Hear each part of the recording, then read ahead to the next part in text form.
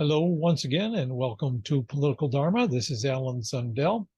I have not produced an episode for over a month, and you may have been wondering why. Well, today I'm going to talk about why. And in addition, I'm going to talk about a few other things, including voting method reform here in Oregon. Something that I've talked a lot about is how important it is to have voting methods that actually allow alternative candidates and alternative parties, independents, minor parties, things like that, have a more even playing field. So there's real competition to the two main political parties that can try to move them in a different direction or even replace them if they're not satisfying voters' needs, which they do not seem to be. So we're locked into this two-party system, and it's essential in any political strategy to be able to change voting methods in order to change those dynamics. So I'll be talking about our efforts to do that here in Oregon and the kind of obstacles that we are encountering, and I in particular am encountering. I also want to talk about my involvement in the Democratic Socialists of America, which is the leading socialist organization here in the United States, why I am having reservations about it as a good vehicle for change, and where I'm at with that. Of course, I have, as you know, if you've been watching this, I have a more socialist political outlook, by which I mean in the barest minimum that I think we need to go beyond capitalism as a system of organizing our economy that privileges the pursuit of profit by investors over any other social concerns. So the name of that kind of alternative would have to be something socialist, although there's a lot of different ways of thinking about what that might look like in practice and how we might try to move in that direction, or even ultimately where it's leading us, which is a question I don't usually like to deal with, and I probably won't deal with today because who knows where this is all going in the future. I don't believe history is that predictable. And finally, I want to talk a little bit about the presidential race here in the United States, how it's shaping up and what my thoughts about that are. Okay, I forgot to turn on my timer so I know how long I'm talking, but now I got it on, and I think we're ready to begin. Well, first of all, why haven't I produced an episode in over a month? Part of the reason, as you can see, if you look at my hand here, if you're watching the video, my left hand and wrist is in a cast. That is because I had surgery on my thumb for arthritis, and it's taking a while for that to heal. This is expected, but with this cast on my arm and the residual pain that I have from that operation, it's difficult for me to do my daily activities at the same kind of speed that I would normally be able to do them. I mean, simple things like dressing, cooking, housekeeping, all that stuff takes longer, is more difficult. In some cases, I can't do it at all. So it just makes it harder for me to get things done during the course of a week. And I haven't prioritized trying to get these video episodes produced and done as highly as I have things like getting dressed and washing up and shaving and just the day-to-day normal activities. In fact, over a month ago, I produced 3 episodes in one weekend because I knew I was going on a vacation with my wife to visit our children and their grandchildren. My son's grandchildren are both, my son and daughter live in the same city. So I produced 3 episodes and scheduled them in advance to appear and was gone for 2 weeks. When I got back, I did not have the same motivation to keep producing videos. You know, I lost some of the momentum, I think, and part of it is trying to find a practical direction for my efforts. I've talked a lot about political theory here on this show and my views of capitalism, my views of socialism, my views of democracy, voting reform, all kinds of topics. But where does that lead us in terms of practical action? I've been frustrated with that for a number of reasons. And part of it is that I would really like to sometime this year or in the near future move to the city where my children and grandchildren are. So it's difficult for me to get something, to envision initiating something here in Oregon where I live when I won't be able to sustain it through long haul as I may be leaving anytime. So that's part of why I haven't done anything practical. And it's made me less interested in talking about theory if I'm not actually doing something to bring that theory into realization and test it out in the real world. So that's part of what's going on. I also I think I need to spend a lot more time in upgrading the production quality of these videos and doing something to promote them, because as it is, I have a very limited audience, and it's not worth doing unless I'm going to do it well and try to spread it a little further. So all those reasons combined, both my desire to get beyond theoretical stuff and get more practically engaged, my being slowed down by this thumb surgery, and just a general sense that I need to do better with these, and I don't have the time and the initiative to do it right now, led me to just week to week put off making another video. So this week, I decided to get around that and talk about a few things that I think are important, because I had things on my mind that I wanted to talk about. So, number one, what have I been doing on a practical level? I have been engaged in an effort to bring star voting to Oregon. And I've talked about star voting in the past. You can look at my previous episodes to find out what that is. Essentially, it's an upgrade of ranked choice voting. Ranked choice voting has become much better known over time, but star voting is a more recent intervention that improves upon some of the shortcomings of ranked choice voting, which are certainly there. I've been an advocate of voting method reform for nearly 20 years now. And frankly, I'm getting a little tired of just pursuing one topic when I have a lot of other things in my mind that I'd like to be doing with what time I have to devote to political activity. So I'm getting a little tired of it, but here in Oregon, we have an opportunity to, because we have, this is where star voting was invented, and we've had several campaigns that came close to winning, that we think we can actually initiate a campaign to get it in a city here, Eugene, where I live, in Oregon. And we also have an effort to get it at the statewide level to promote the idea a little further, maybe even get it implemented, but at least make people around the state more aware of it.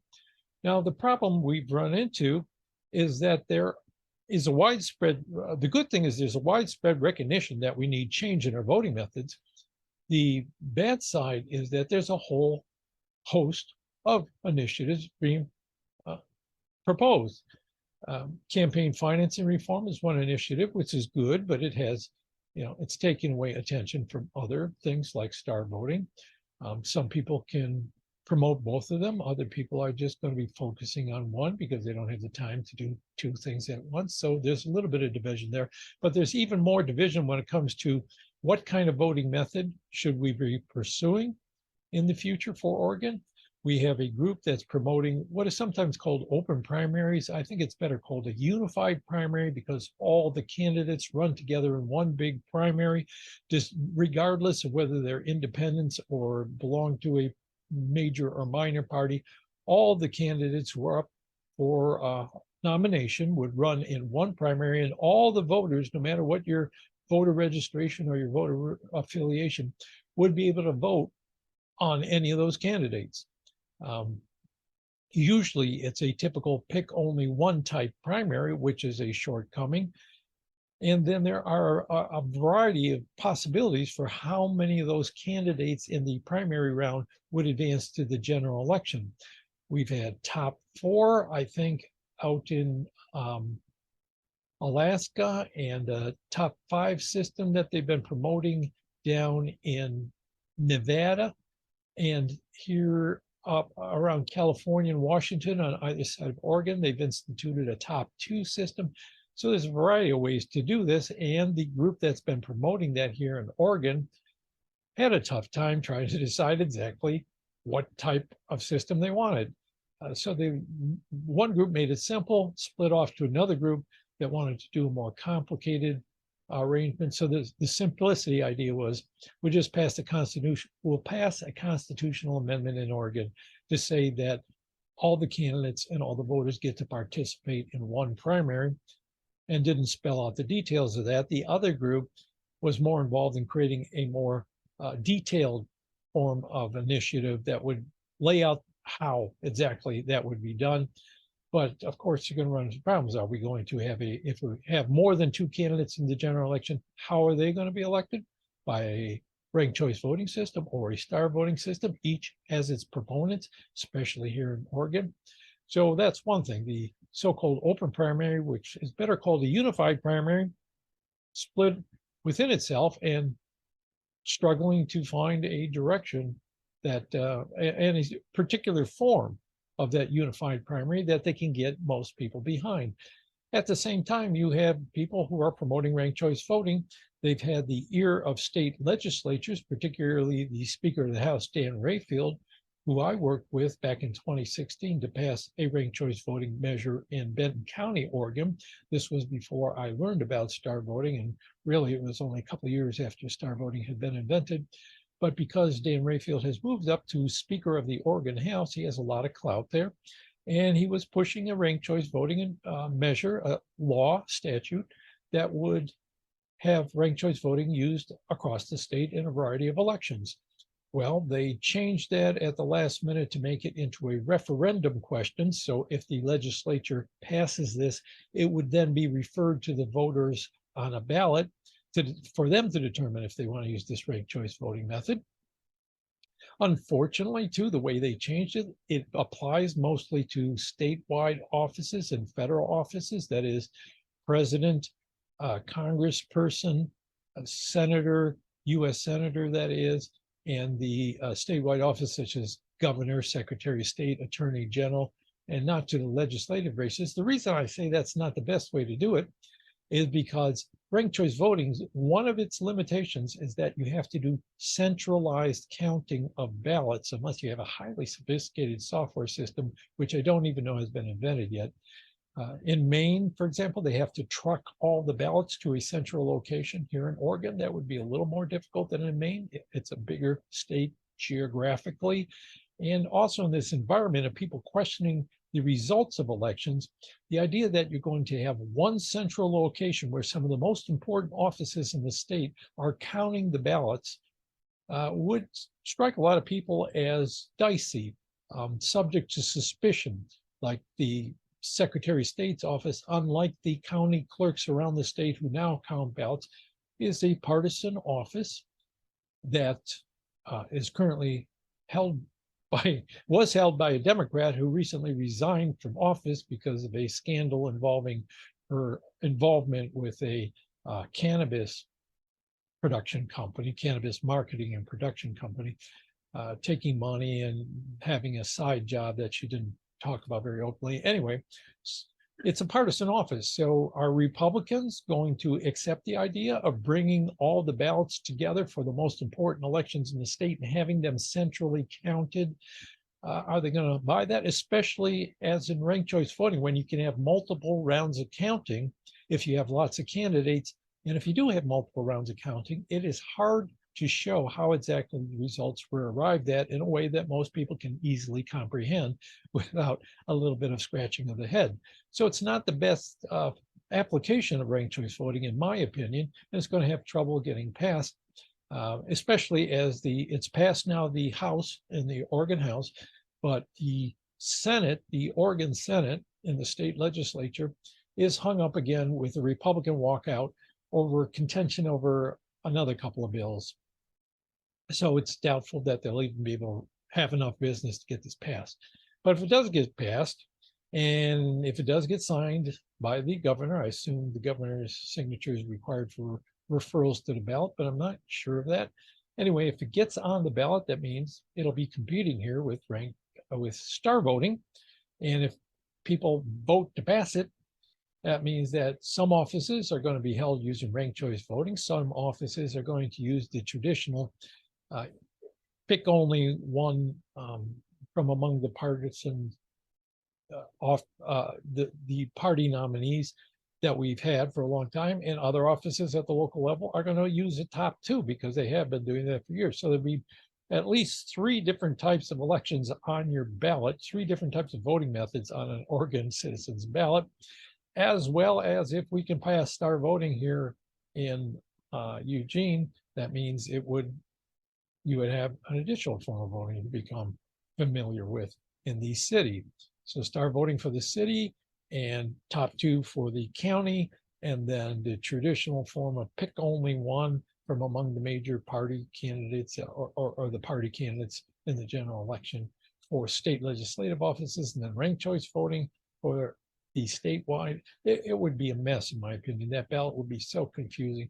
So in a word, the forces that are trying to change our voting method, that includes me among these forces. I don't mean that in a negative sense, a force. I mean, I simply mean the wide group of citizens who would like to see a better voting method instantiated here in Oregon are all over the map on what they'd like to see happen and how they like to see it happening. And it's dividing our forces and making it difficult to get any of them passed because it's very confusing to the average voter. And for the activists, it requires them to make a choice where they're going to apply their efforts.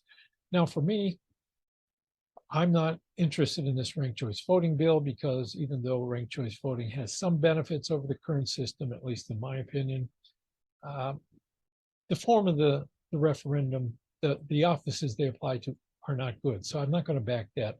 I do like the idea of a open primary or unified primary.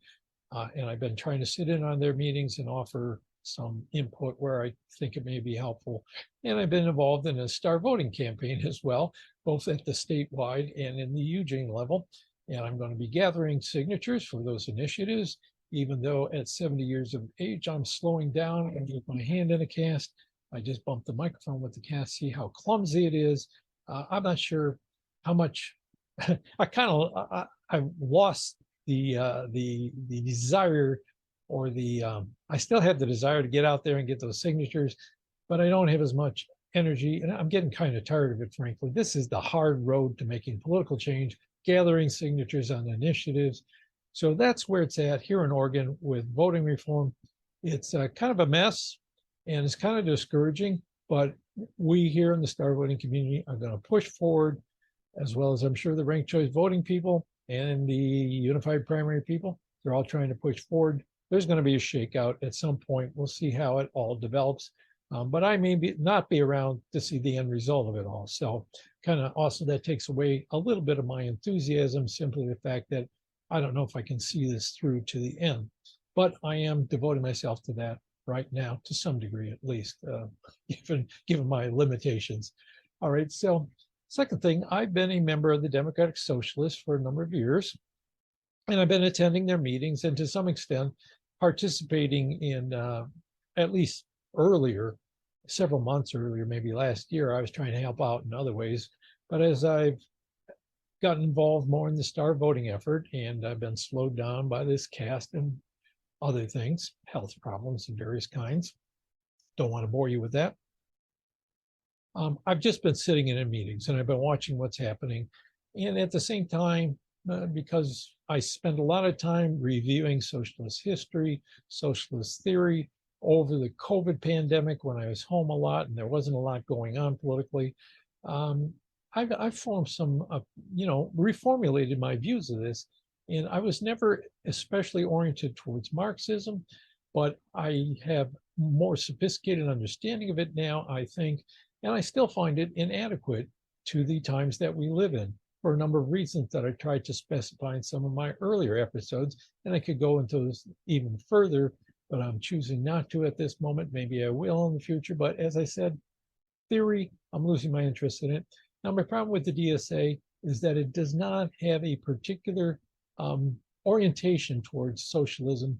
So it's all over the map in a sense. And in that void, you're going to have some form of Marxism with the questionable assumptions. At least I regard them as questionable, filling in that void.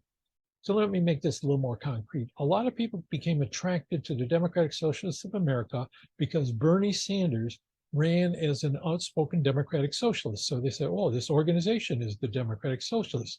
So if I like Bernie, I'll like them. Well, Bernie didn't talk a lot about theory or, socialism as an ideal. He talked mostly about billionaires and millionaires obstructing change and the corruption of government by money, and how we needed a bunch of programs run by the government for the sake of ordinary people, like debt forgiveness and Medicare for all. And the other, you're familiar with Bernie Sanders' platform by now, I'm sure, and people like that, so they got on board with this. Well, then they find in the Democratic Socialists of America, there are also long-standing socialists who want to see us move forward from any kind of redistributive program like Bernie was presented towards something more like traditional socialist programs, nationalization of key industries, et cetera, et cetera, et cetera. Move into some kind of socialist society beyond a society that relies on capitalism and then redistributes income from the wealthy to those who are in greater need and has more government programs. So not just a short-term program, but a long-term program.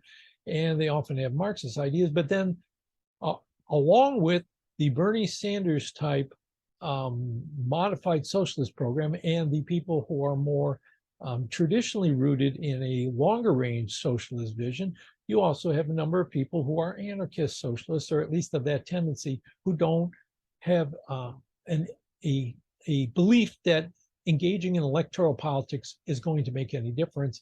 So they have tried to push the organization to move beyond electoral politics, or at least to have forms of activity that are not simply centered on electoralism, mutual aid and union organizing and things of that nature, rather than being involved in electoral politics. So the DSA has become a kind of catch-all for socialists of various stripes and various ideas. They've come into conflict with each other, particularly at the national conventions, and trying to determine what the direction is forward.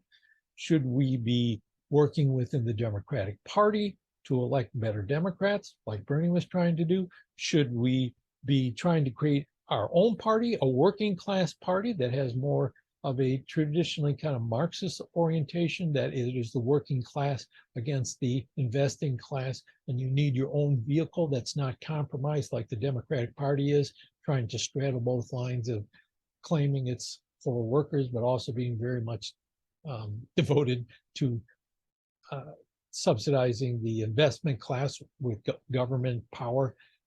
So you have that, and then you have the folks who say, let's get away from electoralism entirely.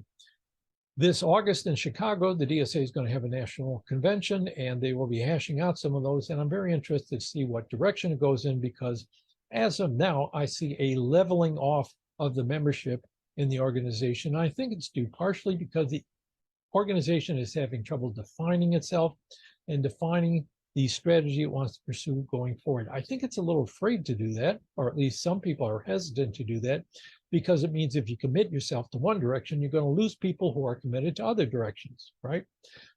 So they try to kind of straddle that and keep everybody together in the same boat. But that's confusing for new people to come into and say, well, what is this organization attempting to do? Well, we're doing this and this and this and this. You can pick among those, and they have different people with different ideas who are trying to back different programs. It just sounds kind of messy. I don't think it's ideal for organizing, but I'm interested to see which direction they take in the August convention upcoming and how they intend to move forward. I have other reservations about it, like any organization, but to me, the question is always, is it good enough to do the things I think it needs to do? And then I can live with a lot of shortcomings. But if I say fundamentally there's a flaw there that I don't think I can work with, means I need to move my efforts somewhere else. So I'm kind of standing back to see how that goes. Number 3, presidential race. The reason I bring this up is because every couple of years, we're back in a presidential campaign. Already we have a lot of media attention to this. Now, I think the president is much too powerful, and we need to rectify that. We need to move power more over to the Congress, and then we need to move power over the Congress to the people, so the people have power over Congress by voting reform, principally, but also by campaign finance reform and other measures, doing away with gerrymandering and making sure everybody has an easy time becoming registered to vote and voting and all the rest. A lot of those things. So you got to have people more in charge of Congress, and Congress more in charge of creating the laws, and give less power to the president because it's mostly being used to advance the military-industrial complex. That's the center of power for the Pentagon's efforts at lobbying, and Congress is corrupted by it as well. Anyway, presidential election gets a lot of attention, more than I think it's worth, but I do think you need to pay attention to it because it sets the tone for the whole government and who gets into that office and who runs for that office on what kind of a platform is going to make a difference in the kind of programs people are aware of as possible and the kind of directions they might see the country going in the future. So on the Republican side, I think it's very likely that Donald Trump is once going to be the nominee, particularly as there's so many other people jumping into the Republican primary for the presidential race, that they're going to once again split the vote between them, and Trump's going to come through with a strong base of the minority of the Republican primary voters, become the nominee. And so there you have that. Now, I'm not 100% against Trump's programs or policies, as far as you can figure out what they are, but I am 100% against Trump winning again because I think he is a dangerous person to be in that office of power. He would use it for his own purposes, and it's not worth whatever minute changes in policies he might make that would be advantageous. For example, I think the idea of getting out of the Ukraine war is a good idea, and if he backs that, that's a good thing, but I don't think it's worth putting Trump in office with his other liabilities. So no surprise there, given my political orientation, that I'm not a fan of Donald Trump. Now, on the other side, the Democratic side, here we have Joe Biden, who is saying he's not going to, there's people are saying he's not going to be participating in the debates. And you have so far two other candidates come into play. They're not going to be debating them. Joe Biden's not going to debate them, so they don't want to give them a platform. And not only that, these two candidates are being marginalized and mocked because supposedly they are anti-vaxxers, which I assume means they're anti-science and they're just beyond the fringe. They're not capable of rational thought. That's the way they're being painted. But if you look at either Marianne Williamson or Robert F. Kennedy Jr. and listen to what they have to say or read the things they have to say, they make a lot of sense in a lot of areas. So I'm not that up on what their position on vaccines is. I'm sure it is much more sophisticated than the blanket labeling of anti-vaxxer would indicate. I know it's probably more nuanced. Now, whether they're right or wrong on whatever their take on vaccines is, that's not an important issue to me. I don't really care what they think about vaccines. I care what they think about things like our reliance on military force around the world, our continual selling of weapons to other parts of the world that are engaging in constant warfare in order to make profits for our military industrial complex and to promote our own corporate interests in other countries to the disadvantage of the people of those countries, as well as to the disadvantage of citizens of the United States as well. I'm interested in their take on the military, U.S. military, and what we're doing with that. I'm interested in their take on the corruption by money of our government in general. I'm interested in their desire to tax corporations and the wealthy, and to use those proceedings, those revenues from taxes to institute things like universal medical insurance or other programs like those that Bernie Sanders run on. Those are the kind of things that I think are important. Vax is not high on my list, so it's not going to be a make or break thing for me, and I don't think it should be for you either. So the effort to marginalize these candidates purely on the position, which is not even looked at in any depth, I think is an indication of the desperation of the Democratic Party to shut off any alternatives to a corporate-backed candidate like Joe Biden, who does not even seem to be up to the office physically or mentally. They're hiding away all the time, so you can't tell what kind of work is being done by him and what kind of work is being done by his staff and the rest. But he just seems to be a tool of the interests of Wall Street and the military-industrial complex and the usual suspects. Now, I'm not 100% against Biden on policy grounds either, and if it came down to him or Trump only, I would go for Biden, as I did 4 years ago. But there will be other choices on the ballot. There's going to be a Green Party candidate. Who knows what might be on the ballot. But beyond the general election, just in the Democratic primary, I think people should right now be looking at these candidates, Robert F. Kennedy Jr. and Marianne Williamson, more closely. Ignore the stuff about them being anti-vaxxers. Look and see exactly what the position is on vaccines and ask yourself the question, is that position on vaccines anything vital to any of the stuff that influences your life? I mean, you can still get your kids vaccinated. They're not going to ban vaccines or anything like that. So what is their positions compared to Joe Biden? They try to marginalize these candidates as being beyond the pale, beyond the fringe, crazy. But I think the policies that the Democratic Party has been pursuing are crazy. They're leading our country into ruin. They're leading the world into ruin. On climate change, we are the worst perpetrators of climate change on the planet. Warfare, we are the worst perpetrators of warfare on the planet. Economic instability, all down the line. The United States has become a huge problem for the world and for the citizens of the United States as well as the rest of the world. We need to change that trajectory. And I think focusing on the presidential race is one way to push some ideas over others. And I think we should find anybody that can push back against the corporate Democratic candidate here and open up a path for other people.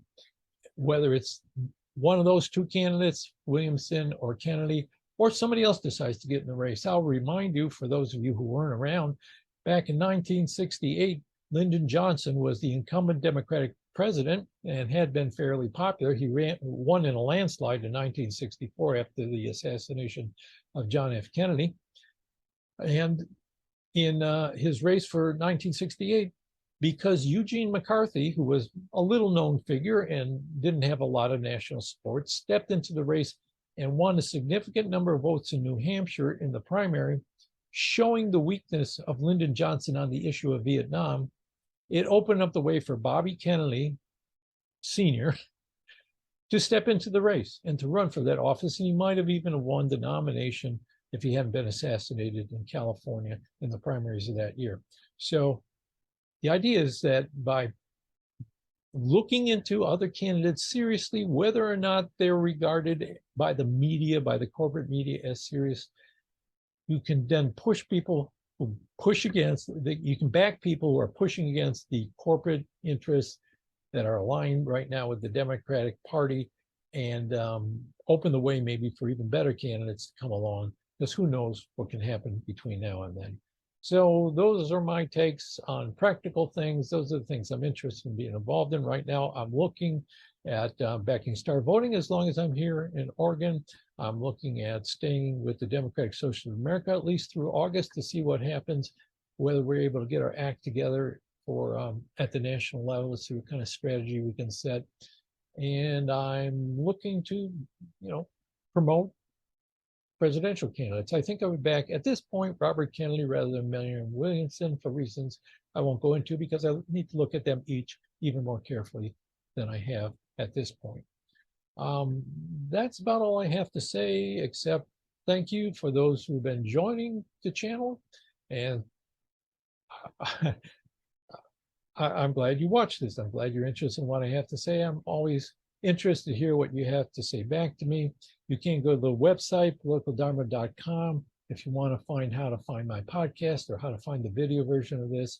And I shut down the Facebook page because it wasn't being used, and I wasn't taking the time to do much with it.